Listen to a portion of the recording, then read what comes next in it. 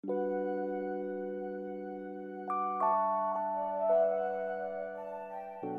regreso con el tema del narcotráfico, con la socióloga Graciela Almada y el doctor Jorge Rashid. Enseguida, antes de volver a la charla con ellos, que sin dudas todos estamos ansiosos por seguirla, los voy a llevar a ver directamente la segunda parte del informe.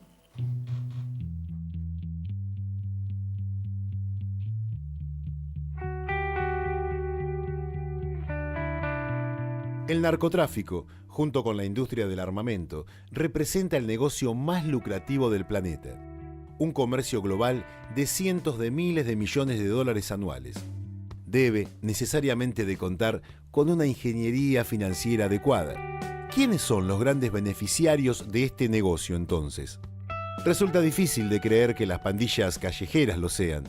Hasta los mismos cárteles de la droga, que pueden manejar por sí mismos, no pueden tomar las grandes decisiones que por su magnitud tienen un peso político importante. La relación entre las drogas y el sistema financiero se ha ido revelando a lo largo de los últimos años. Uno de los incontables ejemplos es el del principal banco inglés de Hong Kong, el Hong Kong and Shanghai Bank, quien financió a las empresas traficantes de algodón, té y opio que dirigía William Jardine Matheson para la Peninsular and Orient Steam Navigation y la Canadian Pacific.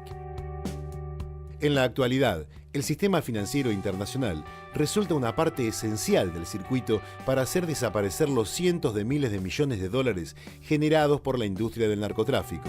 Sin la complicidad de los banqueros, resultaría imposible ocultar estas colosales sumas de dinero de los investigadores. Finalmente, es importante mencionar que el narcotráfico no solo es un medio para realizar negocios muy redituables y una forma de financiar operaciones encubiertas de los servicios de inteligencia. Hay otro costado tan inquietante como oscuro que conviene analizar: el mecanismo de control social que se ejerce a través del consumo de drogas y el papel que han jugado las agencias de inteligencia en ello. El presidente de Bolivia, Evo Morales, por ejemplo, advierte que la presencia de la DEA y de la CIA no solamente no ha sido beneficiosa para combatir el narcotráfico, sino que luego de ser expulsados de Bolivia, los índices de criminalidad relacionados a las drogas cayeron abruptamente. ¿Casualidad? Veamos la historia reciente para acercarnos a una respuesta. Durante los primeros años de la Guerra Fría, la marihuana aparece masivamente, seguida por una droga mucho más poderosa, conocida como ácido lisérgico o LSD, creada originariamente por la CIA para investigar técnicas de control mental e interrogatorios de prisioneros, dentro de un programa desarrollado durante las décadas del 50 y 60, conocido como MK Ultra, un proyecto que fue desechado oficialmente en 1973 ante las críticas que recibió. La siembra dio sus frutos y la contracultura se integra a la vida de Estados Unidos. Lo que parecía imposible sucedió. Los tradicionales valores de la sociedad estadounidense entraron en crisis y la consigna sexo, drogas y rock and roll se propagó. Grandes manifestaciones abarcaban toda la nación y los jóvenes abrazaban la cultura hippie, abandonaban sus estudios y adoptaban una nueva estética. La contracultura se expandió rápidamente e invadió Latinoamérica, Europa, Asia, en una escala mucho mayor a la que se hubo conocido en la historia humana. En las décadas siguientes, decenas de millones de jóvenes cambiaron el sueño revolucionario por el placentero embotamiento de las drogas. El objetivo se había cumplido. El peligro de una revolución social como la de octubre en la Rusia zarista o la cubana del 59 quedaba atrás. El papel de la juventud como motor de revoluciones se iba a ver limitado debido al avance de las drogas. La resistencia esperada de estos millones de jóvenes vería comprometida su voluntad de lucha por un mundo más justo.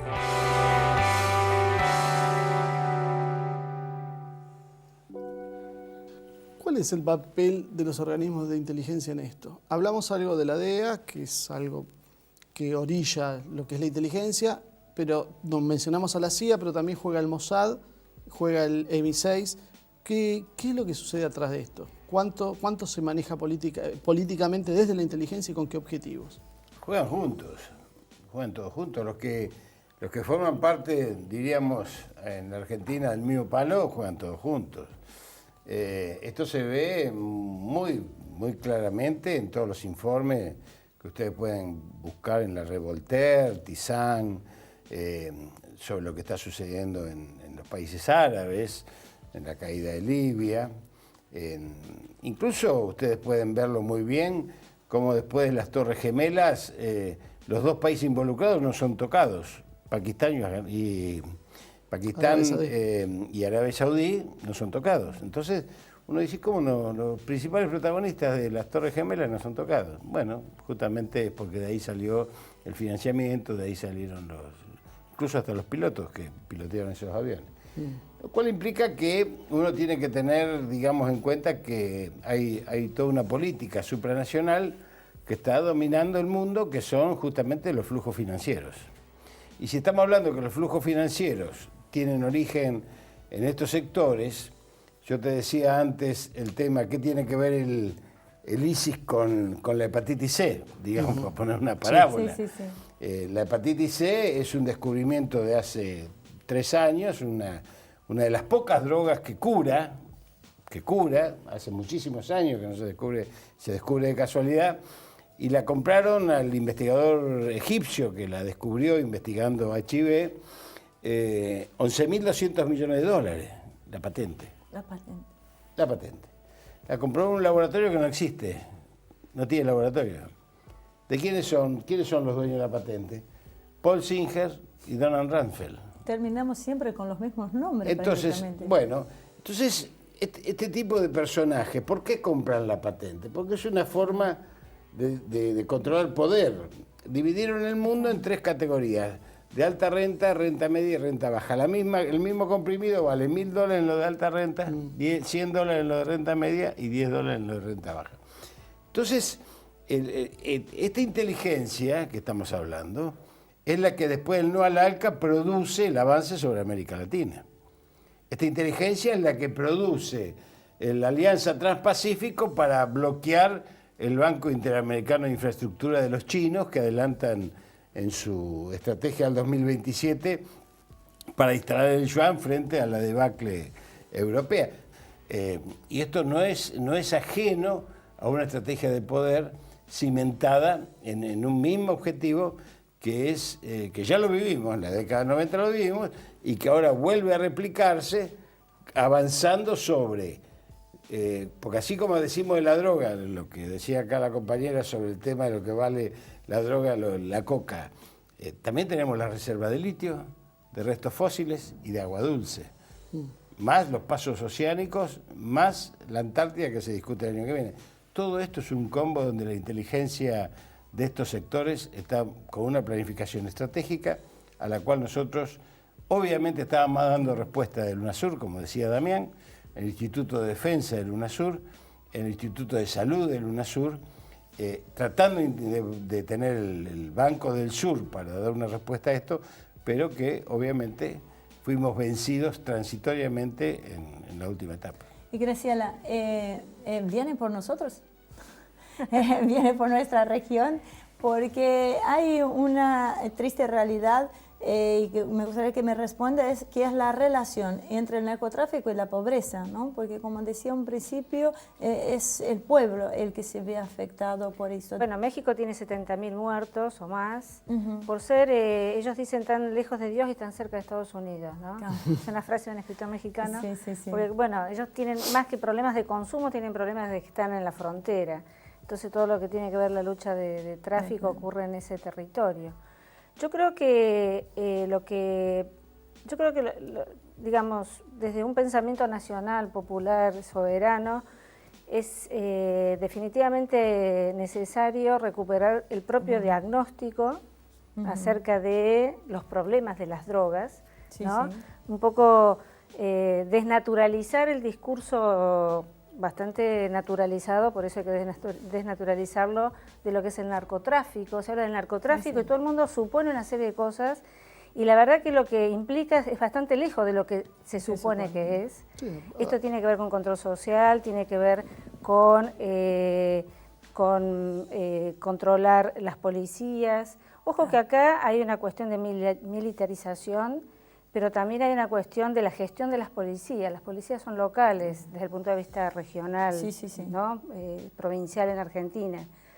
Hay alguna teoría a la que yo adhiero que, digamos, el narcotráfico no puede desarrollarse en un territorio si no tiene la anuencia policial, política e institucional. No es la falta de Estado, entonces, es el Estado activo el tema de haciendo municipalizar posible... las policías termina siendo contraproducente en ese sentido. Y sí, sería. Es parte de la fragmentación. Es parte, claro. Y lo entonces mismo me quedé... es necesario volver a tener el Pues control es interesante político. ver qué hay detrás de esta necesidad que, por ejemplo, surgió en la ciudad de Buenos Aires de tener una policía metropolitana que decía cuál es la ventaja de tenerlo, un gasto.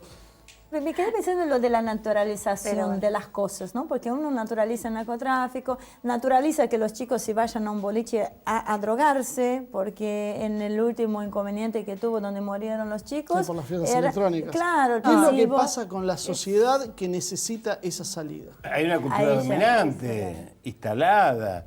Miren, el tema de la droga, para mí, digo, acá voy a ser... duro otra vez. ¿Dónde compraba la droga Carlos Gardel? Aníbal Troilo. Aníbal Troilo. Goyeneche. ¿Dónde compraban la droga? La compraban en la farmacia. Este es un problema de salud pública. Como es un problema de salud pública el alcohol o como es un problema de salud pública. El tema acá es que el interés poderoso de la droga no es la droga. El interés poderoso de la droga es todo lo que genera. Genera poder político, genera poder económico, genera poder. Y este poder, que es la cultura dominante, que necesita que esto se exprese en las capas juveniles de una manera violenta y absolutamente eficaz. Tanto es así que arma la fiesta para que se droguen los chicos. Y esta es la fiesta. La fiesta es una enorme negocio. No es ni la música ni el baile. De todas maneras, es necesario usar el ejemplo de lo que pasó en Costa Salguero con lo que pasó 3 días antes en la Villa 31 en la Ciudad de Buenos Aires. Todo el dispositivo estadual puesto ahí, la policía, cámaras, para buscar a 2 o 3 perejiles que no, por supuesto no encontraron, pero había que bajar al sector estigmatizado del narcotráfico y el consumo. ¿Dónde son los pobres? Ahí. Ahora, en el otro lugar, gestionado por autoridades... y que incluso... bueno, terminó una tragedia, pero pudo no haber terminado en esa tragedia y esto sigue ocurriendo. Ahora, nos fijamos porque hubo muertos, ¿verdad? Ahora, a veces la tentación es decir, bueno, eliminemos todo esto legalizando la droga. Entonces se acaba todo el negocio paralelo, se acaba el blanqueo, se acaba la mafia. Ahí hay esos 2 cuestionamientos. Uno, el que yo le comentaba fuera de cámara. Entonces le entregamos ese negocio en realidad a la industria farmacéutica, que ya en algún momento lo manejó.